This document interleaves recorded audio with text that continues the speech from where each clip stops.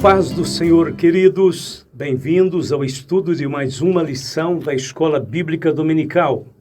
Hoje estudaremos a lição 8, com o seguinte tema: o Deus Espírito Santo.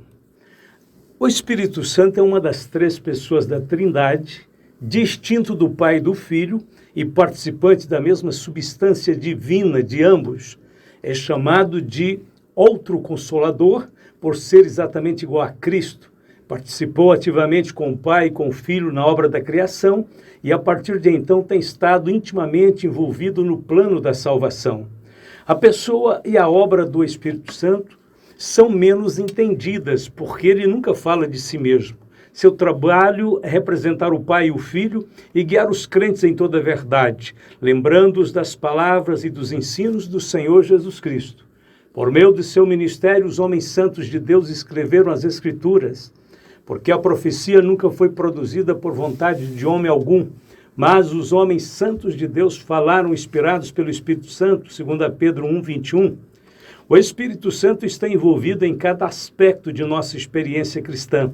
É Ele quem desperta em nós o desejo de conhecer a Deus e o propósito de viver segundo a sua vontade. Ele nos ajuda a compreender as Sagradas Escrituras e nos dá forças para vivermos os seus ensinos. Quando sentimos tristeza por nossos pecados, é o Espírito Santo que está operando em nosso ser para nos levar ao arrependimento. Tudo o que sabemos a respeito do Pai e do Filho, sabemos mais completamente por meio da ministração do Espírito Santo em nossa mente e em nosso espírito. Ele faz o seu trabalho em favor de cada pessoa de forma anônima e quase incompreensível. O Espírito Santo também fortalece a igreja como um todo e os seus membros individualmente por meio de seus maravilhosos dons, alguns dos quais são notáveis em sua natureza, enquanto outros são menos extraordinários, mas igualmente necessários na edificação da igreja do Senhor. Quando o Espírito de Deus toma posse do coração, ele transforma a vida. Os pensamentos pecaminosos são afastados para dar lugar ao amor e à santidade. A alegria substitui a tristeza e a fraqueza se transforma em poder. A obra do Espírito Santo acontece de forma invisível e sutil. Ninguém vê a mão que retira o fardo, nem a luz que penetra na alma. Todavia, os seus efeitos são imediatos e eficazes. A bênção do Espírito vem quando a alma se entrega a Deus. Então, aquele poder que o olho humano não pode discernir, cria em nós um novo ser, transformando-nos conforme a imagem de Deus. Essa é a principal obra do Espírito Santo. A questão não é saber como possuiremos o Espírito Santo, mas sim como nos entregaremos mais a Ele, a fim de que Ele possa possuir mais de nós. O estudo sobre o Espírito Santo é chamado de paracletologia, ou seja, o estudo sobre o Consolador. Ponto de número 1, a pessoa do Espírito Santo. O Espírito Santo é uma pessoa. O Espírito Santo não é uma força ativa, impessoal, uma energia ou uma influência. Não, ele é o próprio Deus. Jesus não se referiu ao Espírito Santo como sendo algo, mas alguém. Nas palavras de Jesus, ele é outro Consolador, exatamente igual a ele que vem para substituí-lo. Quando afirmamos que o Espírito Santo é uma pessoa, não estamos afirmando que ele possui um corpo, mas sim que ele possui atributos pessoais. Existe uma grande diferença entre corporalidade e pessoalidade. São os atributos pessoais que identificam o Espírito Santo como pessoa, e não a presença de um corpo. O Espírito Santo possui os mesmos atributos pessoais do Pai e do Filho. Por exemplo, o Espírito Santo possui intelecto. Em Romanos 8:27, a Bíblia fala da mente do Espírito. Em 1 Coríntios 2:11, fala do conhecimento do Espírito sobre as coisas de Deus. Segundo, o Espírito Santo possui vontade. A Bíblia diz que o Espírito Santo reparte os dons, particularmente a cada um como quer. 1 Coríntios 12:11. E o seu poder de decisão é claramente visto em Atos 15:28, onde lemos: pareceu bem ao Espírito Santo e a nós. Terceiro, o Espírito Santo possui sentimento. E não entristeçais o Espírito Santo de Deus, no qual estáis selados para o dia da redenção. Efésios 4:30. O Espírito Santo exerce atividades de uma pessoa. Primeiro, ele ama. Rogo-vos, irmãos, por nosso Senhor Jesus Cristo, pelo amor do Espírito. Romanos 15:30. Segundo, ele fala, e disse o Espírito Santo a Felipe, Atos 8:29. O Espírito Santo é mencionado falando à igreja por 7 vezes nos capítulos 2 e 3 do Apocalipse.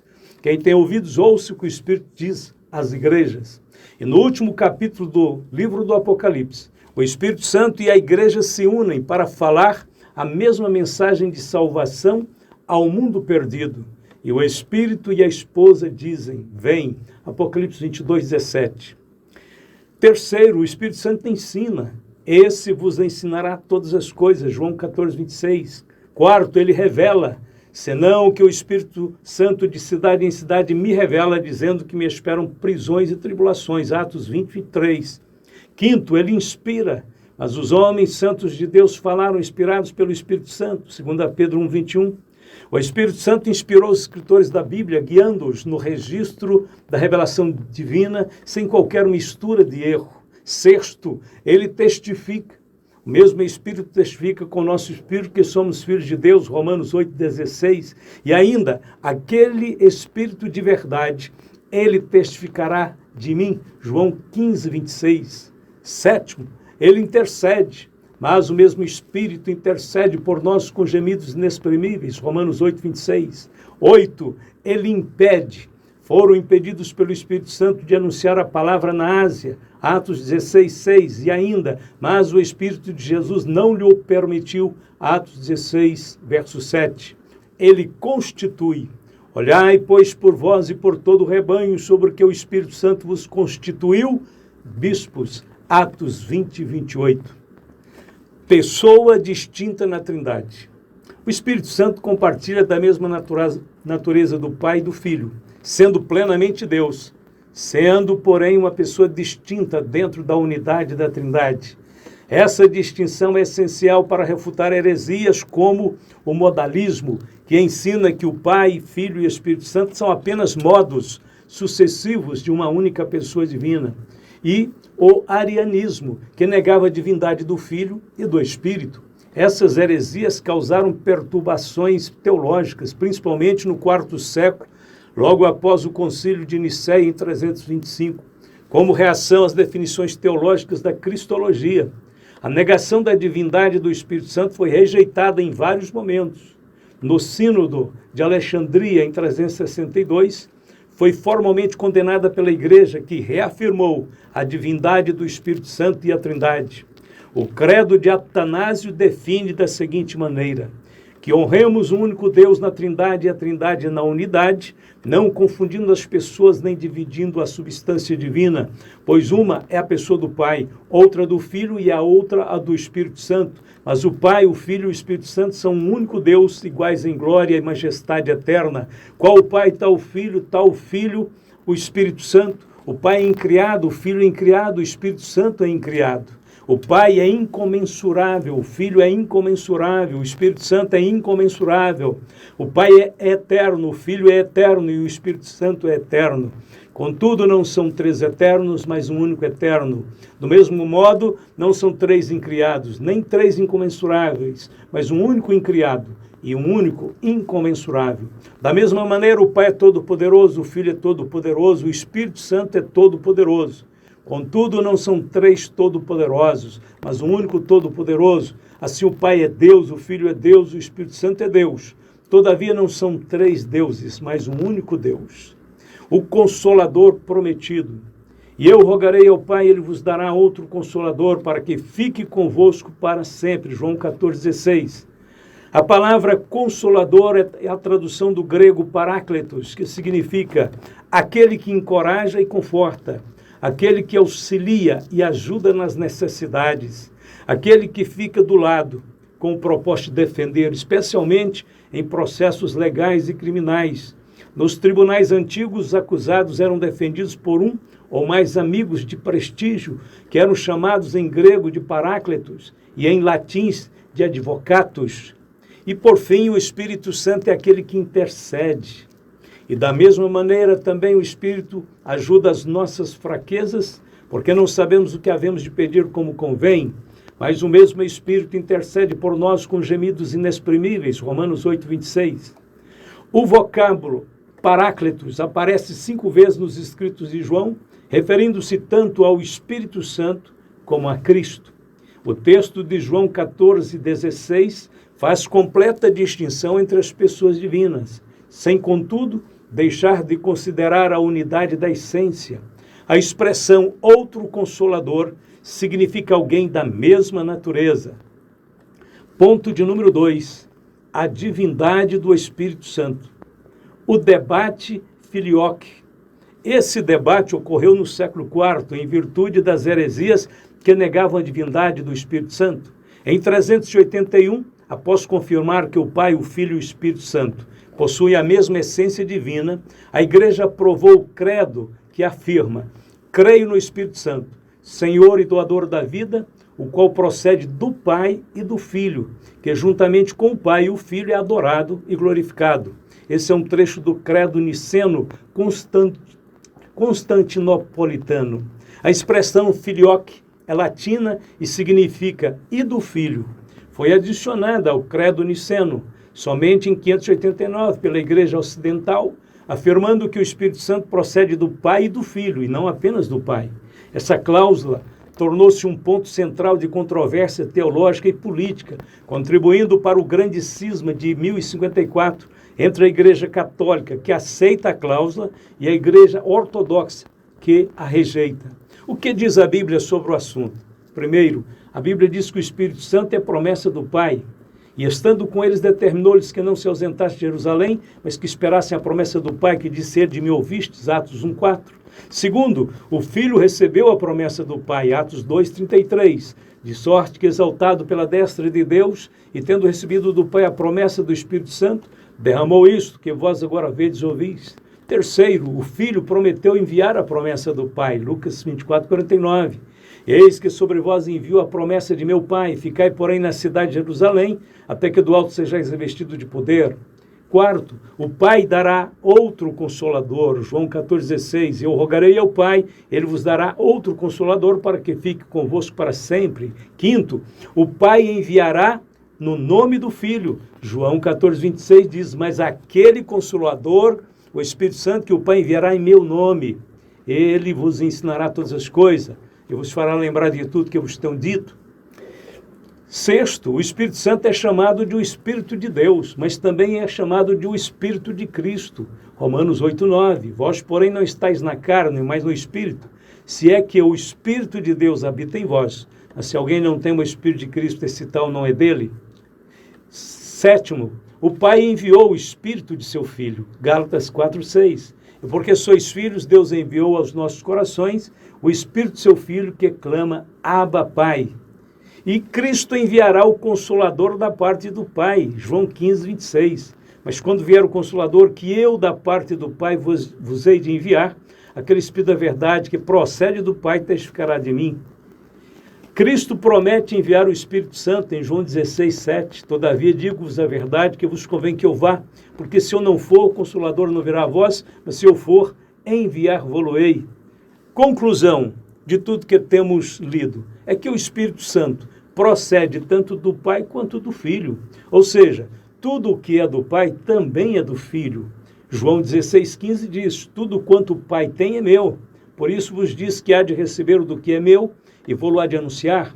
A expressão procede do Pai em João 15,26 não diz respeito à origem do Espírito Santo, visto que ele é eterno, mas se refere à sua eterna comunhão com o Pai. Os atributos divinos do Espírito. O Espírito Santo possui todos os atributos da divindade. Por exemplo, onipotência, Lucas 1,35. Onisciência, 1 Coríntios 2,9-11. Onipresença, Salmo 139, de 7-10. Eternidade, Hebreus 1,14. Além de possuir todos os atributos da divindade, a Bíblia atribui as palavras de Deus ao próprio Espírito Santo. Compare. Primeiro temos a descrição de Isaías sobre a voz do Senhor. Depois disso, ouvi a voz do Senhor que dizia: quem enviarei, quem há de ir por nós? Então disse eu: eis-me aqui, envia-me a mim. Então disse ele: vai e dize a este povo: ouvis de fato e não entendeis, e vedes em verdade, mas não percebeis. Isaías 6, de 8-9. Segundo, temos a descrição de Paulo em Atos 28, versos 25 e 26. Bem falou o Espírito Santo a vossos pais pelo profeta Isaías, dizendo: Vai este povo e diz: de ouvido ouvireis e de maneira nenhuma entendereis, e vendo vereis e de maneira nenhuma percebereis. Terceiro, temos o apóstolo Pedro dizendo que mentira ao Espírito Santo é mentira a Deus. Disse então Pedro: Ananias, por que encheu Satanás o teu coração para que mentisses ao Espírito Santo? Não mentiste aos homens, mas a Deus. Atos 5, 3 e 4. Os símbolos do Espírito. As Escrituras empregam alguns símbolos para falar da pessoa do Espírito Santo. Tais símbolos representam a ação do Espírito Santo através dos vários ministérios que exercem em favor do povo de Deus. E o estudo destes símbolos nos ajuda a compreender um pouco mais sobre a obra e o caráter do Divino Consolador. Os principais símbolos representativos do Espírito Santo são: primeiro, o fogo. Ele vos batizará com o Espírito Santo com fogo, Mateus 3,11. O fogo, como símbolo do Espírito Santo, fala de sua ação purificadora sobre o caráter. Trata-se de sua poderosa obra santificadora, livrando o cristão das escórias da velha natureza e guiando a uma vida de pureza e santificação. Segundo, a água, porque derramarei água sobre o sedento e rio sobre a terra seca. Derramarei o meu espírito sobre a tua posteridade e a minha bênção sobre os teus descendentes. Isaías 44:3. O Espírito Santo flui como águas vivas. Jesus estava em Jerusalém por ocasião da festa dos tabernáculos, quando exclamou àquela multidão sedenta: se alguém tem sede, venha a mim e beba. Quem crê em mim, como diz a Escritura, rios d'água viva correrão do seu ventre. João 7, 37 e 38. A seguir, João explica que Jesus falava a respeito do Espírito Santo, que haviam de receber os que nele crescem, porque o Espírito Santo ainda não fora dado, por ainda Jesus não ter sido glorificado. João 7, 39. A Bíblia diz que Cristo é a rocha ferida, de onde emanaram águas borbulhantes. É Êxodo 17, verso 6. Paulo explica este fato dizendo: e beberam todos de uma mesma bebida espiritual, porque bebiam da pedra espiritual que os seguia, e a pedra era Cristo. 1 Coríntios 10, 4. O Espírito Santo também aparece representado pelo rio, da visão de Ezequiel no capítulo 47. Ali vemos a origem do rio, as águas saíam dos alicerces do templo. Cristo é o fundamento da igreja, é dele que procede o rio. Ali vemos o curso do rio, o volume das suas águas aumentava à medida em que Ezequiel ia pisando em suas águas. À medida em que seguimos o seu curso, haverá abundância do Espírito para as nossas vidas. Terceiro, vemos o poder daquele rio. Então me disse: estas águas saem para a região oriental, descem a campina, entram no mar, e sendo levadas ao mar, sararão as águas. Ezequiel 47, 8. Este rio pode sarar o pecador, o pobre pecador. O Espírito também está figurado na chuva que desce do céu, até que se derrame sobre nós o Espírito lá do alto. Então o deserto se tornará em campo fértil, e o campo fértil será reputado por um bosque. Isaías 32, 15. O Espírito Santo verdadeiramente foi derramado no Pentecostes como chuva abundante. Atos 2, 33. Por fim, o Espírito Santo está representado pelo rio puro da água da vida, que procede do trono de Deus e do Cordeiro. E mostrou-me o rio puro da água da vida, claro como cristal, que procedia do trono de Deus e do Cordeiro. Apocalipse 22, 1. E a Bíblia diz: há um rio cujas correntes alegram a cidade de Deus, o santuário das moradas do Altíssimo. Salmo 46, verso 4. O vento assopra onde quer. Ouves a sua voz, mas não sabes de onde vem nem para onde vai. Assim é todo aquele que é nascido do Espírito. João 3, verso 8. As palavras gregas, a palavra grega pneuma e a palavra hebraica ruach, são usadas em referência ao Espírito Santo, e também podem ser traduzidas por vento, ar ou fôlego. Por exemplo, Deus soprou em Adão o fôlego da vida e ele tornou-se alma vivente, Gênesis 2,7. Cristo soprou sobre os seus discípulos e disse: recebei o Espírito Santo, João 20, 22. O Espírito Santo é o próprio sopro da vida. O Espírito de Deus me fez e a inspiração do Todo-Poderoso me deu vida, Jó 33, verso 4. Óleo ou azeite. Esses elementos apontam para a luz e para a unção. A luz fala do testemunho. Assim resplandeça a vossa luz diante dos homens, para que vejam as vossas boas obras e glorifiquem o vosso Pai que está nos céus. Mateus 5,16. A unção diz respeito à capacitação espiritual e às obras milagrosas, como está escrito: como Deus ungiu a Jesus de Nazaré com o Espírito Santo e com virtude, o qual andou fazendo o bem e curando a todos os oprimidos do diabo, porque Deus era com ele. Atos 10:38. Ponto de número 3. As obras do Espírito Santo. O Espírito Santo e a encarnação.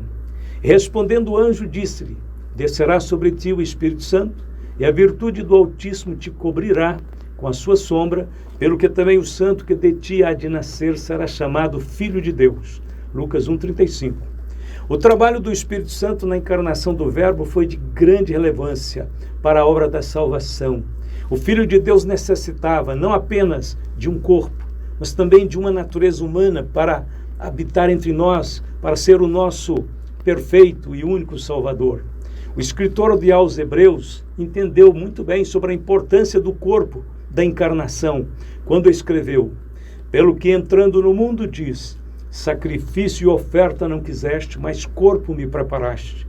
Holocaustos e oblações pelo pecado não te agradaram. Então disse: eis aqui venho, no princípio do livro está escrito de mim, para fazer, ó Deus, a tua vontade.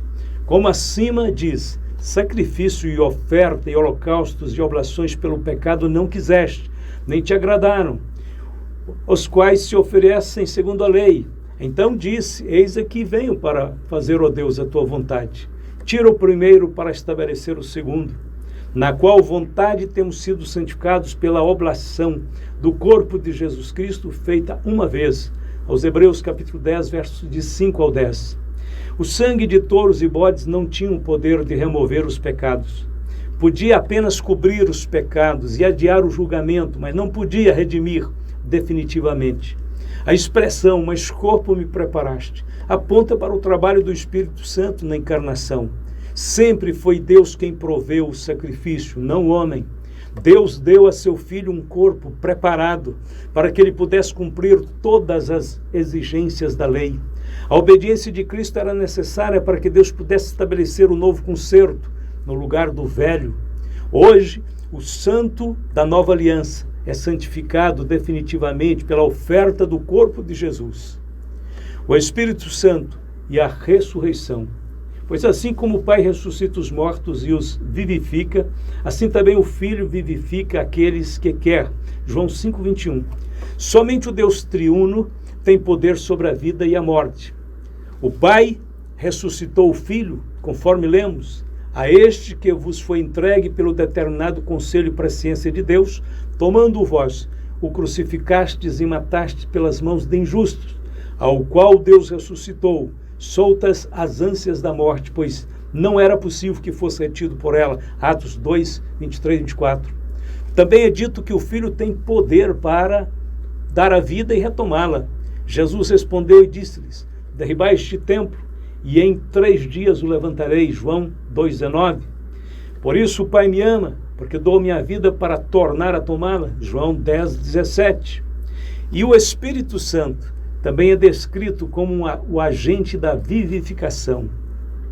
E ele me disse: profetiza ao Espírito, profetiza ao Filho do Homem, e diz ao Espírito, assim diz o Senhor Jeová: vem dos 4 ventos, ó Espírito, e assopra sobre estes mortos, para que vivam. E profetizei como ele me deu ordem. Então o Espírito entrou neles e viveram, e se puseram em pé um exército grande em extremo. Ezequiel 37, 9 e 10. E ainda, e se o Espírito daquele que dos mortos ressuscitou a Jesus habita em vós, aquele que dos mortos ressuscitou a Cristo também vivificará o vosso corpo mortal, pelo seu Espírito que em vós habita. Romanos 8:11. Portanto, nesse sentido, a ressurreição de Cristo é uma obra da Trindade, o Espírito e a santificação. Mas devemos sempre dar graças a Deus por vós, irmãos amados do Senhor, por vos ter Deus elegido desde o princípio para a salvação, em santificação do Espírito e fé da verdade. Segundo aos Tessalonicenses 2,13. O Espírito Santo habita no crente desde a regeneração até a glorificação, conduzindo-o à santidade. A regeneração é uma obra de natureza espiritual, realizada pelo Espírito Santo. Somente pela regeneração é que o homem pode tornar-se filho de Deus.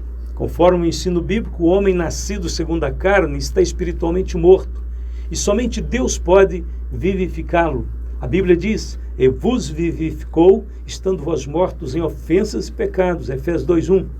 Jesus falou sobre a necessidade do novo nascimento para Nicodemos, um homem religioso, de moral elevada. Ainda assim, Jesus disse que ele precisava nascer de novo, nascer do Espírito, os quais não nasceram do sangue, nem da vontade da carne, nem da vontade do varão, mas de Deus. João capítulo 1, verso 13. Nascer do Espírito é o mesmo que nascer de Deus. Vamos para a conclusão de nossa lição.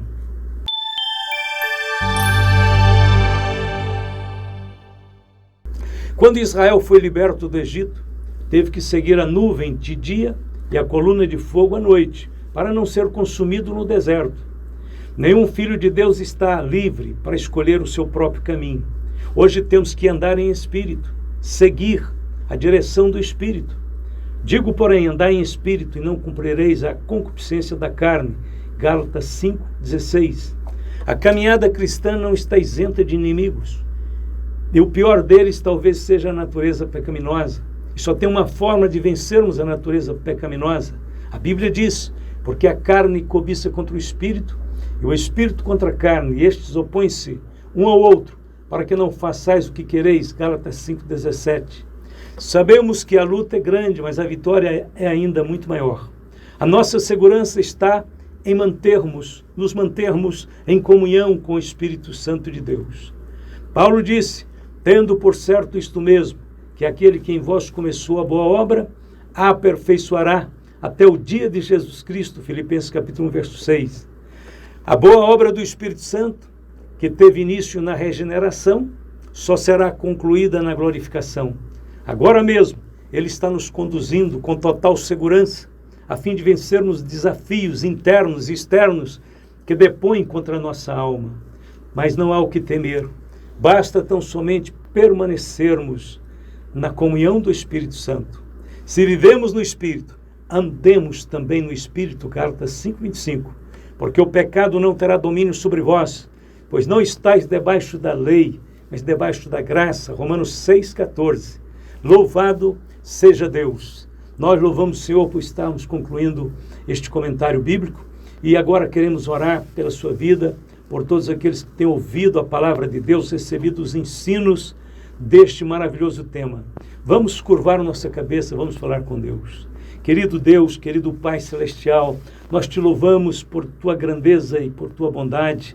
Agradecemos ao Senhor pelo envio de Jesus Cristo para ser o nosso Salvador.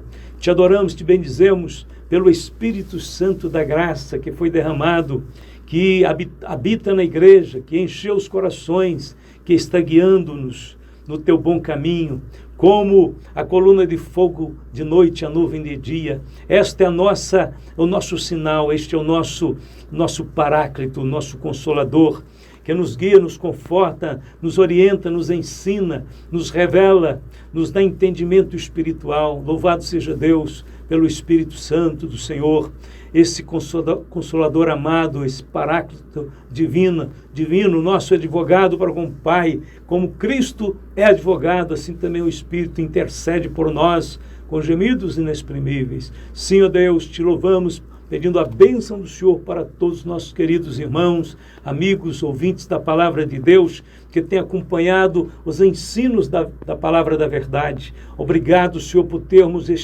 esta revelação tão clara, tão cristalina da tua vontade, do teu querer. Abençoe todos os meus queridos irmãos, abençoe a família, abençoe os lares, abençoe nossas crianças, nossos idosos. Guarda a todos debaixo do teu amor, é o que te pedimos hoje e sempre, em nome de Jesus Cristo, dizendo amém e amém.